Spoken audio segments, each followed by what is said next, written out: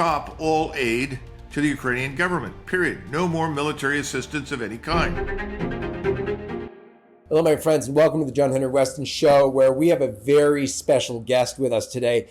In fact, a guest who can give us clarity on what's going on in Ukraine, Russia, and Israel, two of the hot spots in today's world, which there are fears about escalation into World War III. We have with us none other than Colonel Douglas Macgregor, a retired colonel in the United States Army and also a political consultant, a former government official, an author, and a political commentator who is daring to say the things today that not many people are willing to say. Let's begin as we always do with the sign of the cross. In the name of the Father, and of the Son, and of the Holy Ghost.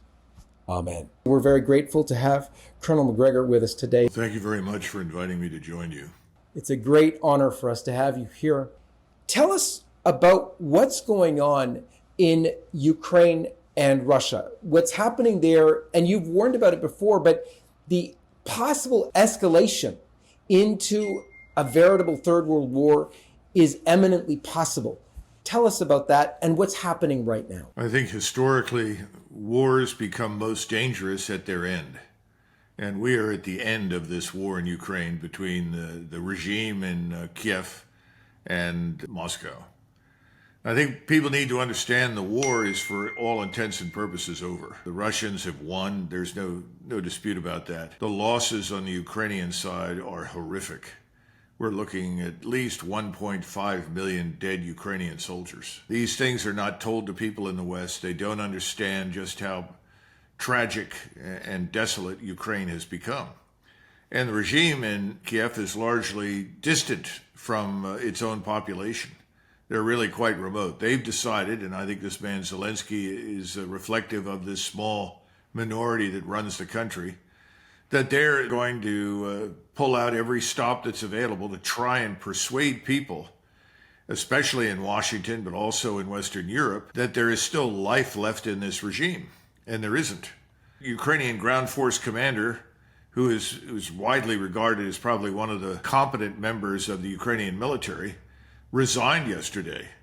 He resigned I don't know what the official reason was, but I know that privately he said this war is lost. And he doesn't want to preside over the mass extermination of what remains. And literally, that's what you're looking at on the battlefield right now. A Ukrainian soldier, most of them are not very well trained. They're equipped, but they don't receive much training before they go into action.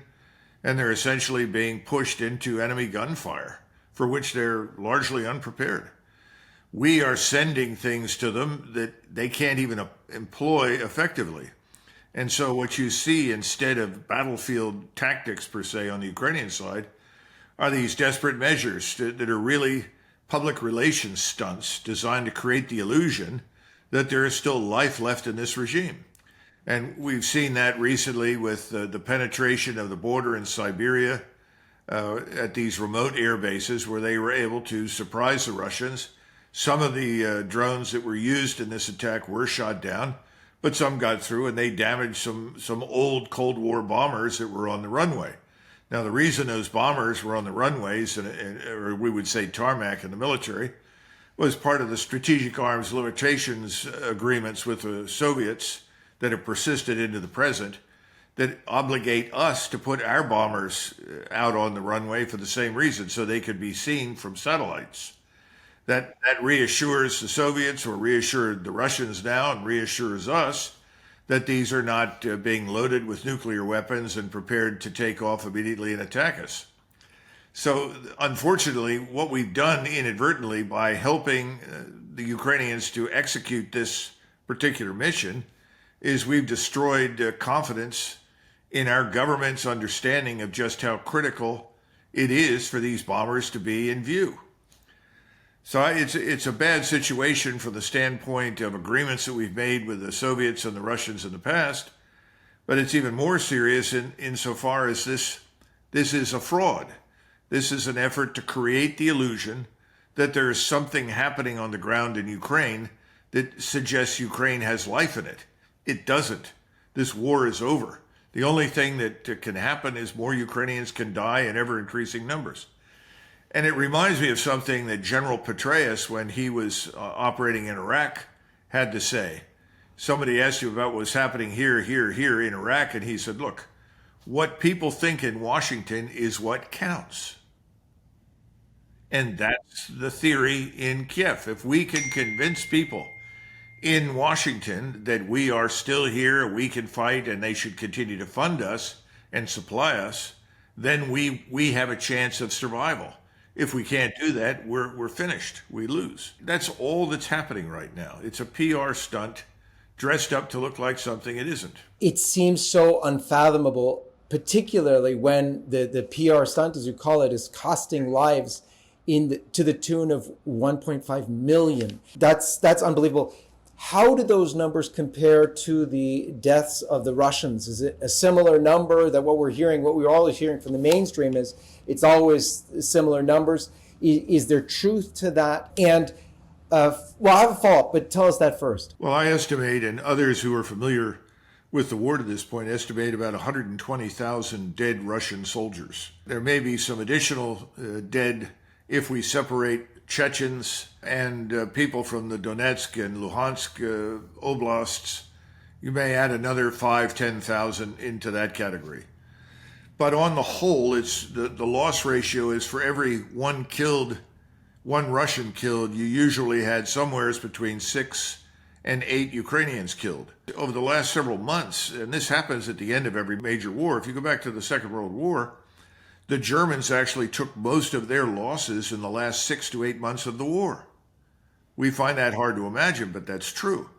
When an army begins to retreat, is overwhelmed by your firepower and your capabilities, things fall apart. As they fall apart, more and more and more people are killed, wounded, or captured. Well, that's what's happened in Ukraine. Now, bear in mind that the secret police in Ukraine, working with the CIA, MI6, and Mossad, have been pretty effective at essentially shooting anyone who doesn't want to fight, jailing anyone who doesn't want to fight, or forcing them at gunpoint into action.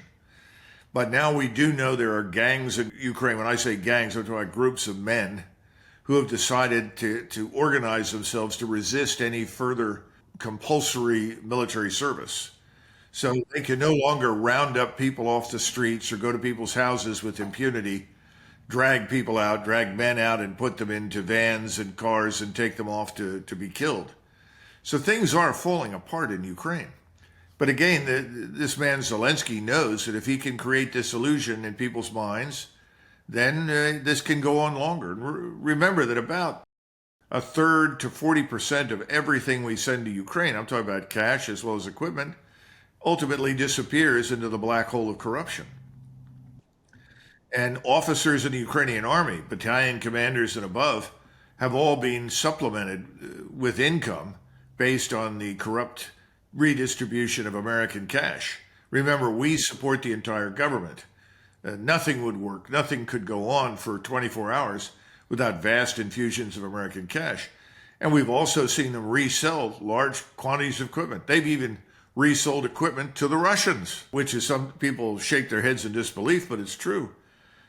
We've seen people in Mexico and the drug cartels and the armed organizations there in organized crime walking around with weapons they purchased from the Ukrainians, including Javelin missiles, which is a very lethal system. I mean, you can defend against it and fight against it, but if you're on the drug cartel payroll and somebody tells you to use a Javelin missile over the border, you're in serious trouble because there's no way for you to be prepared for that. So this is a very serious situation, and it's not going to get any better in the near term. Has what's happened recently ended the threat of a possible World War III scenario coming from the Ukraine-Russia conflict, or is that still possible? I think that President Trump has failed to impose his will on his own administration as well as the Congress. What do I mean by that? He has not taken definitive and decisive stances. And if you don't do that, then the danger of rapid escalation and the involvement of other countries in the war becomes very real. And I think that's where we are right now. If you go back to President Eisenhower in 1956, we had something called the Suez Crisis, where the British, the French, and the Israelis jointly decided to invade Egypt with the goal of recapturing control of the Suez Canal. And of course, the Israelis were told, if you come in on this with us, we'll give you Suez. So the Israelis invaded, the British and the French all invaded. When Eisenhower discovered this, he was infuriated, and he immediately went public and he told the British, the French, and the Israelis to get the hell out of Egypt. We did not support this. And he made it abundantly clear that we, under no circumstances, were prepared to go to war with the Soviets at that point, because the Soviets had come out and said, if the British and the French and the Israelis do this, we will intervene in Egypt to save the Egyptian government. Well, that's, Eisenhower didn't want anything to do with a war in Egypt or anywhere else in the Middle East. And so he forced the British, the French, and the Israelis to retreat. He told them, if you don't retreat, there will be consequences, financial, economic, and otherwise for you. And of course, they knew then, as they know now, without our support, without our financial backing, without the military equipment and technology we're prepared to provide, they can't sustain themselves for any length of time. The same thing's true today in Europe. Europe has what I call Lilliputian armies. These are small organizations designed to conduct safaris in Africa. In other words, to intervene in places where there isn't much capability, to impose, solutions, political, economic, military, whatever they are. They are not prepared in any way, shape, or form to take on the Russians. And when they talk about spending more on defense, it takes 10 years to build effective military forces. You don't build those overnight. And they don't have the resources. Their economies are in as bad shape, if not worse, than our own here in the United States. So how could you possibly extract more wealth from the population? And their welfare systems, if you will, their social security nets are much more extensive and complex than our own. So the notion that the Europeans are going to be in a position anytime soon to take on the Russians is absurd. So the whole thing needs to stop. It makes no sense. The Russians aren't interested in going to war. They want an end to this, but they want to be assured that their country will be protected. And we have failed repeatedly to address the legitimate security interests of the Russians. It would be as though we in the United States were concerned about hostile forces in Mexico attacking our citizens and destroying our property, and then ultimately doing nothing about it. And when we did something about it, and we have in the past intervened in Mexico to stop things, then we would argue, well, we have a legitimate security interest. Your radicalism, your revolutionary spirit, your activities, your criminality is spilling over into the United States. We can't have that. So we have intervened previously and pushed the Mexicans away from the border, especially the forces that were down there. Imagine what we would do today if we saw Russians and Chinese in great numbers inside Mexico training, arming, and equipping Mexicans to fight us. I think the reaction in the United States would be far more violent and immediate than what we're seeing from the Russians. But effectively, that's the analogy. Pope Pius XI said, men must look for the peace of Christ in the kingdom of Christ. And he urged that the faithful give public honor to Christ the King so that individuals and states would submit once more to the rule of their Savior. And that is why LifeSite News is raising up the image of Christ the King across the United States. And you can help us reach millions more. Please pledge your support today for these billboards at lifefunder.com/Christ is King. What could President Trump do in order to, as you said, sort of make his will more concrete in terms of where we're going on this war, but also what can the people of the United States do in order to encourage that an end to the bloodshed there, which, as you said, could escalate? Let's answer the one about the president first. The president talked when he was running for election, shortly after he was inaugurated, about ending these overseas conflicts, stopping our interventions in these things.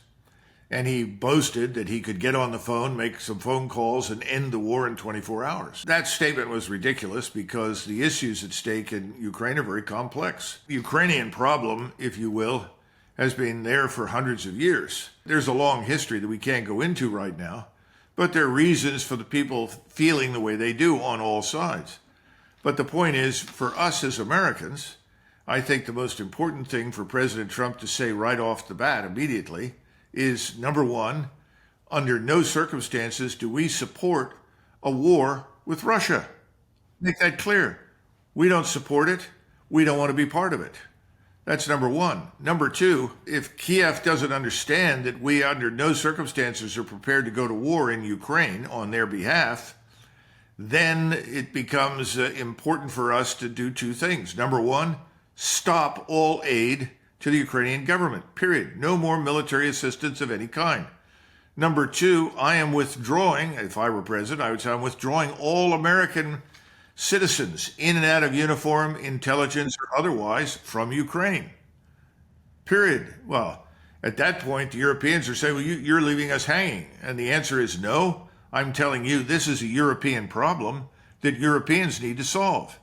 And the only way to solve this is not to try and build yourselves up militarily, because that's not going to work. It's to talk to the Russians. That has to happen. That's what should be done. I mean, President Trump says, oh, I want the killing to stop. This is terrible. Fine, Mr. President. I just told you how to do that. And I've been saying this for months. And I'm not the only one. And he, instead of following his instincts, he usually has pretty good instincts on these things, he's listened to the wrong people. And he's tried to impose himself on this, pretending that he is in a position to somehow or another sort it out. He can't. We don't live there. We need to come to terms with that reality. You know, Charles de Gaulle used to say two things. He said, people in Europe need to understand these two things. Number one, Great Britain is an island, and Americans don't live in Europe. He was right. Indeed.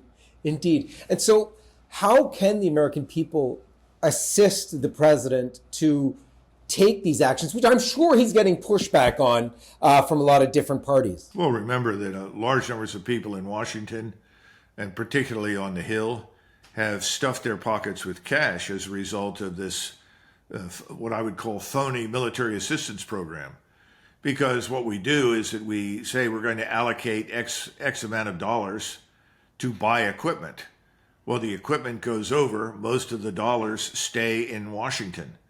And the dollars go to the military industrial base, to the various firms and corporations that are providing things, in return for which members of Congress, in addition to owning stock in these things and benefiting in that form, receive campaign donations.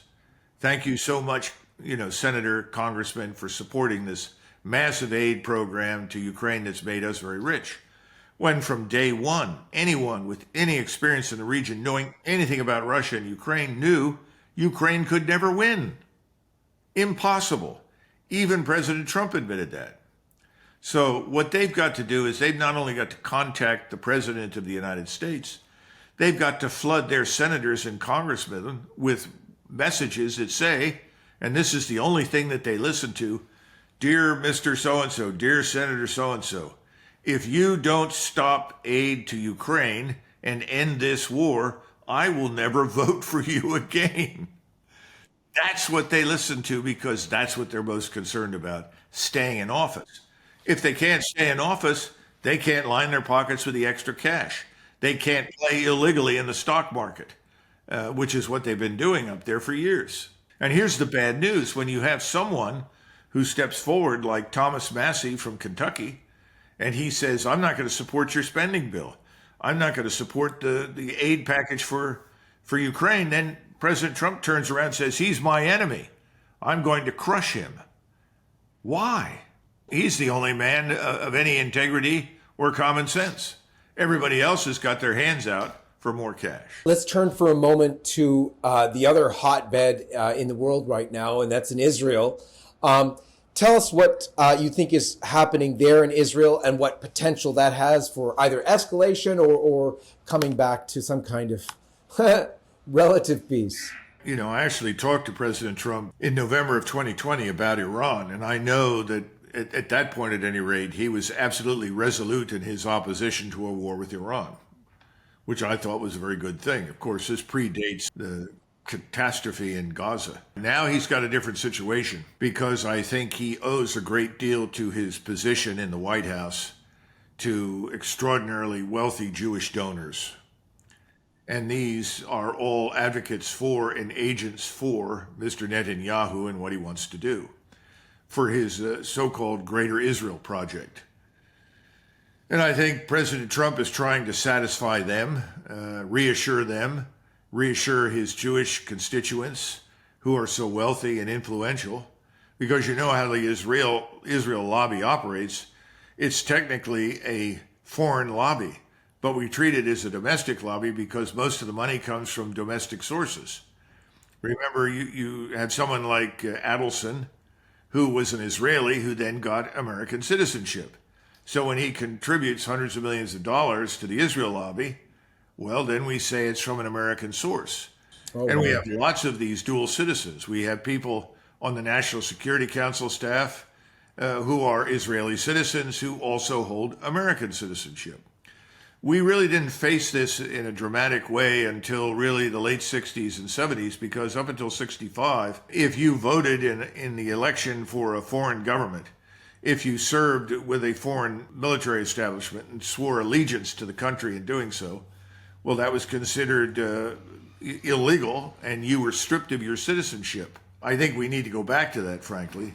But for the moment, that doesn't exist anymore. And so you have this very strange arrangement. And so President Trump has to deal with this. And he thus far has tried to make everyone happy, because if there's one flaw in President Trump, it's his desire to be popular.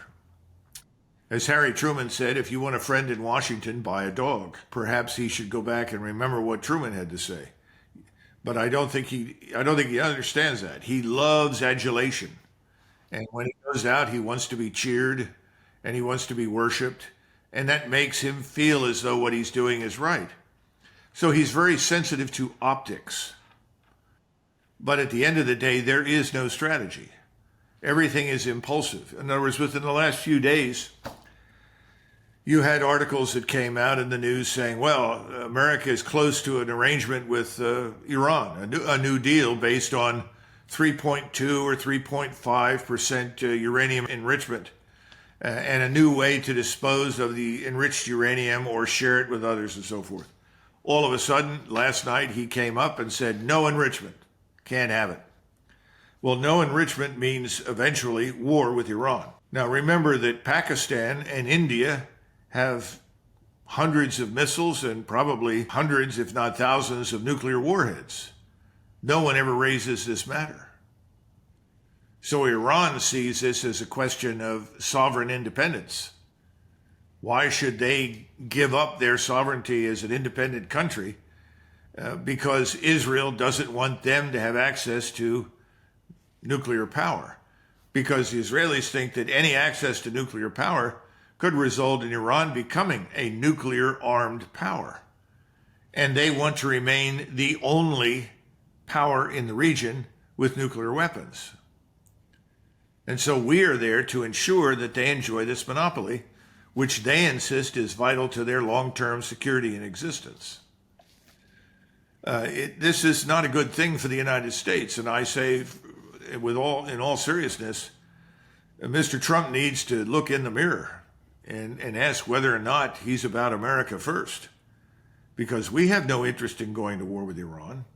How much they enrich is of no real consequence to us, especially when they agree to be inspected, when they agree to arrangements that allow third parties to validate. That should be good enough for us. We're opposed to nuclear proliferation in the sense of weapons, and that would seem to satisfy the requirement. But it is an absolute condition stipulated by Mr. Netanyahu and his agents in the United States who fund the Israel lobby that Iran may not have nuclear enrichment. What do you make of that crazy proposal that Trump put out as an AI video about Trump Gaza and making it free for everybody? What was the message behind that? Because I think a lot of people now realize Trump does some things, he overplays his hand, he speaks perhaps in hyperbole or something. What did you make of that? What do you think are the What do you think it means, and especially for America right now? A friend of mine said to me the other day, it's very difficult for someone who drives a Lamborghini or a Ferrari or is chauffeured in a limousine all the time to understand what it's like to drive a Ford pickup truck to work every day. And I think that's the problem. I don't think President Trump grasped what was happening in Gaza. Now, that's his fault. He needs to dig into things. He doesn't. This is not a detailed personality. This is not someone who reads and absorbs information at a very high rate. This is someone who doesn't read much of anything. He told a friend of mine, somebody asked him about the Constitution, and they said, "Don't you know what's in it?" And he said, well, I don't know all those details. Have you read it? He said, well, not really. Well, then how, you've got to read the Constitution. He said, no, I don't. If I need to know what's in it, I have people here on staff that I pay to tell me what's in it. Well, that's a dangerous position to take for someone who is the commander-in-chief of the United States Armed Forces and the chief executive of the American government. Do you really want to depend on a small inner circle of people that may be your friends and golfing buddies to tell you what you need to know? And I'm sure some of these golfing buddies who have billions of dollars are very smart men, and I would take their advice, potentially, depending on the situation, on real estate in New York City, but I don't think I'd listen to much else that they had to say. And I think that's the problem with President Trump. I don't think he's always known. And then I don't think he's prepared to act accordingly when he finds out the truth. I think he's been subjected to a very one-sided picture. Gaza is a stain on the honor of the American people. We should not support any country in the world that is engaged in the mass murder or expulsion of 2+ million people. It's just wrong. I don't care what their race is, religion, or anything else. It's just wrong. But he doesn't seem to grasp that, and so he doesn't talk about it. And I think his comments about, oh, this is great real estate, look what we could do here, I think he was talking to his real estate friends and said, oh, these people are worthless. Look what they could have done with this. They could have had Las Vegas on the Mediterranean.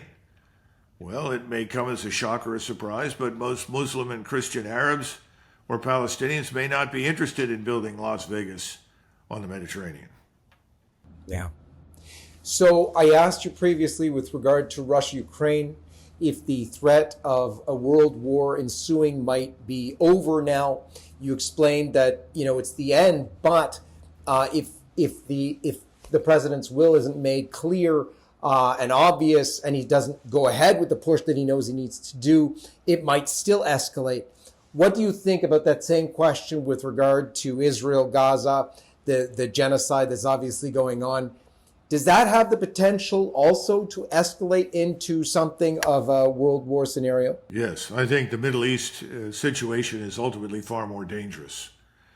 President Putin is on the other side in Eastern Europe. He absolutely does not want a war with the United States or NATO. And that, to a large extent, explains why he's been very careful and deliberate in his approach to this conflict. The average Russian is furious, doesn't understand why he hasn't already smashed everyone in Kiev, and why he's not prepared to cross the river and march all the way to the Polish border, because Russians are that angry about what's happened. People have never been told how the Ukrainians have behaved on the battlefield. We get this report, oh, Russians are murdering civilians. That's not true. But the Ukrainians have in great numbers. And the things the Ukrainians have done and the symbols that they've attached to themselves have resurrected this ugly past of the Second World War. And that's a nightmare for the people that live in Russia. So they would have acted already much more decisively. We might be in a much more serious position, but for President Putin. President Putin has reined everyone in and said, no, we're going to approach this carefully. We're going to work as much as possible for a negotiated end. The situation in the Middle East is totally different. Mr. Netanyahu is absolutely, resolutely opposed to anything that does not deliver on the Greater Israel Project. Now, I'm sure some of your viewers have seen Israelis in uniform, and they are wearing a patch. And that patch shows that Sinai, parts of Jordan, half of Syria and half of Lebanon are all part of Greater Israel. We, Americans, are supporting that. And that means to the Israelis the removal of the populations that are living there who are Muslims or Christians or Shiite. And that's something that, again, I don't think we should support. It's completely inconsistent with what we say our principles and values are. So I think there's a real danger that if we attack Iran, and when I say we, I'm talking about the Israelis, and whether or not we do it initially with them, or they do it, and then we are asked to come in and support them and help defend them, doesn't make any difference. Because the Iranians are prepared. Now, they may not be prepared for the Israelis to use a nuclear weapon. And I hope they don't, but they have the access to that. And they may feel that they can do it and get away with it. Right now, their plan is to destroy two things: the so-called nuclear facilities or weapons or whatever they think is stored there, and the government, because they have this fantasy in which the government's decapitated and the Iranians all rise up, cheer, and replace the government. I mean, only someone who is drinking heavily from the wrong material is going to believe such a thing, but that's widespread.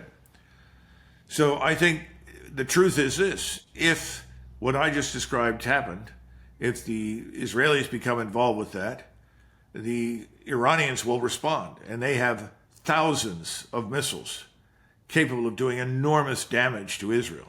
They will use those. They will launch them in great numbers. Then we will come in to try and subdue the Iranians. And if we do that, the Russians will come into the war because they will not stand by and watch us and the Israelis pulverize Iran out of existence. And at the same time, all the Arab states, I think, will then finally act. That includes Egypt, Jordan, the Saudis, the Emirates. All will act against Israel. I think at that point it would be very difficult for the Turks, who thus far have played both sides to the middle in their attempts to benefit from American support. If they cooperated with Israel, they too will be in a position that it makes it almost impossible for them not to come in against the Israelis. That's why I had hoped that by now President Trump would have intervened and said, "That's it. I'm sorry. I've gone as far as I can go. This thing in Gaza must end. We're not going to supply any more munitions, any more equipment to kill these people." But he hasn't done that. I'd hoped that he would intervene and say 3.5 or 2 or 4, whatever percent uranium enrichment is going to be allowed is sufficient for us. And if you don't like it, you're going to have to learn to live with it. But again, I keep waiting for the American first president to show his cards. Hasn't happened. And finally, Colonel Macgregor, you explained to us what the American people could do with regard to Ukraine, Russia, how they could encourage the president that way. What can the Americans do to help the president to come to resolution on Gaza? And do you even think that's possible, given that he has, these mega donors from the Israel lobby? Well, there's also something else to be considered. Americans have been treated to at least 2.5 to 3 decades of systematic preparation to hate Arabs and Islam. That's important to understand. They've only seen the ugly face, the evil face, if you will, of Islam in the form of ISIS and terrorism and so forth. They've been propagandized to believe that Iran is the mother of all terrorism, which is not true, has never been the case. And they keep telling you that Iran and the region is very much the same as it was 46 years ago. It's not. Things have changed there dramatically. So that's a huge problem. So Americans aren't sure because they're not hearing, the alternative story. Now, some of the evangelical support that he's had is ebbing, as some of these people who describe themselves as Christians are beginning to ask whether or not the teachings of Christ justify mass murder and expulsion of people from Gaza. I would think that answer is self-evident, but apparently for millions it's not. So that all too has to be considered. Again, this is where the president has to demonstrate leadership. He has to impose his will. This is so important, John, if I may call you John. Please. Presidents are expected to impose their will. That's why they were elected as chief executives. Imposing your will means if you don't follow me, there'll be a price paid. And presidents have done that in the past. The problem right now in connection with the Middle East, when the president sits down with his advisors and says, how many senators can I count on to support me? The answer is a much smaller number than the number of senators who could be counted upon to support Netanyahu. Protecting your money doesn't have to be complicated. With stocks, bonds, and crypto, it's easy to feel lost. But gold and silver have been trusted for centuries as a simple, stable store of value in uncertain times. If you had invested $35,000 in gold at the millennium, an amount you can give today tax-free to anyone you love, it would have grown to be worth over $325,000. Call our team at 610-326-2000 and let us step you through crafting a solution for your family. Finally, just wanted to ask you, I know you're also a man of prayer. Tell us about that in your life and the possibility of still the people of God reaching out to our Lord for help, even in the midst of what seems like crazy negotiations and possible world war. Where is that place for prayer in the American life right now? Prayer, and this includes the scientific assessments of prayer, is obviously underestimated. Anyone who has studied prayer, whether you believe in Christianity or any other religion, all of the studies of people who engage collectively in prayer have shown that prayer makes a difference. It actually influences things, influences thinking. And I think prayer needs to be addressed, and we need to pray differently in some respects from the way we have in the past. People want to pray for something, and I think what we need to pray for is some degree of enlightenment and justice and understanding. You know, there used to be something that we referred to, and even when I was in graduate school, we studied it, something called just war doctrine. And you can go back through the Catholic Church and find enormous evidence for this. People took it quite seriously. Even the people that entered World War I looked at it carefully, including the Germans and the Austrians, and they all felt that they were justified. Now, this is a different world today, and in many respects at the time they were right. We have to ask whether or not what we want to do as Americans is just. We've got to move away from this sort of knee-jerk reaction. Well, if you don't support the president, you must be one of those people who hates America. Come on, don't be ridiculous. I love my country. If I'm opposed to going to war for reasons that I think make no sense, that doesn't mean I hate America. So when I pray, and I do privately, I pray for understanding, for intelligence, for good judgment, and for justice, and to be a better human being than I am, which is pretty much of a full-time job if you take Christianity seriously. So I think that's where we ought to focus right now.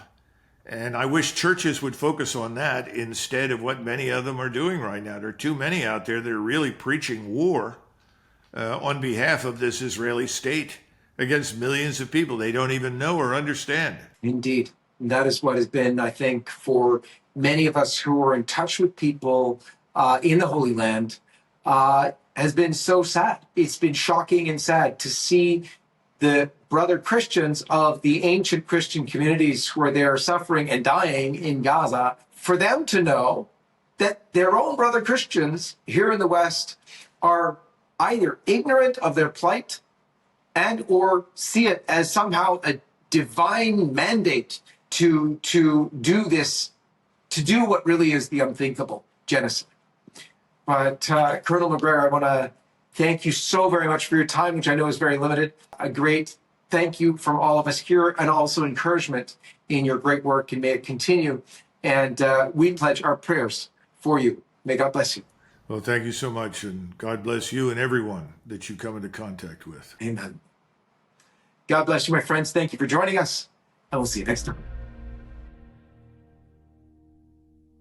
Aloha everyone, this is Jason Jones for LifeSite News. We hope you enjoyed this video. For more content like this, check the link in the description. You can also connect with us on social media to stay up to date with the latest news on life, faith, family, and freedom. Thanks for watching, and may God bless you.